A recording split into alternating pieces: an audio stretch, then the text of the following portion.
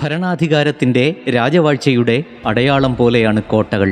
ആ കാലത്ത് ആധുനിക സാങ്കേതിക വിദ്യകളൊന്നും ഇല്ലാതിരുന്നിട്ടും മനുഷ്യൻ്റെ കായിക ബലം കൊണ്ട് മാത്രം പടുത്തുയർത്തിയ കോട്ടകൾ. അതൊക്കെ എത്ര വിസ്മയങ്ങളാണ്!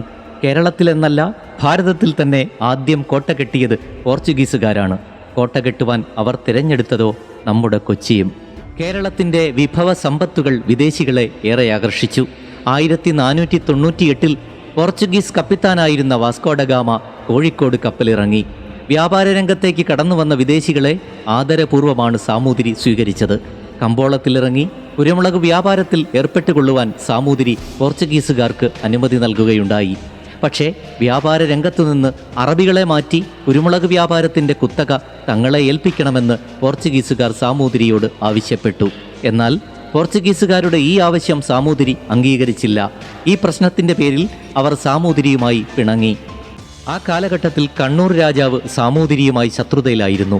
അവസരം മുതലെടുത്ത് കണ്ണൂർ രാജാവ് വാസ്കോഡഗാമയെ ക്ഷണിച്ച് ആവശ്യത്തിനുള്ള കുരുമുളക് നൽകുകയും ചെയ്തു. കേരളത്തിൻ്റെ ഏതാണ്ട് മധ്യഭാഗമാണല്ലോ കൊച്ചി. മികച്ച തുറമുഖമായി കൊച്ചി അന്ന് വളർന്നുകൊണ്ടിരിക്കുകയായിരുന്നു. കപ്പലുകൾക്ക് എത്തുവാനും നങ്കൂരമിട്ട് കിടക്കുവാനുമുള്ള സൗകര്യമൊക്കെ കൊച്ചി തുറമുഖത്തിന് ഉണ്ടായിരുന്നു. പോർച്ചുഗീസുകാർക്ക് ആവശ്യമായിരുന്ന കുരുമുളകും ഇഞ്ചിയും കറുവാപ്പട്ടയുമെല്ലാം ലഭിച്ചിരുന്നത് കൊച്ചിയുടെ പരിസര പ്രദേശങ്ങളിൽ നിന്നുമാണ്. തങ്ങളുടെ ആധിപത്യം ഉറപ്പിക്കുവാൻ പിന്നെ മറ്റൊരു പ്രദേശം അവർ അന്വേഷിച്ചില്ല. കൊച്ചിയെ തന്നെ അവർ തിരഞ്ഞെടുത്തു.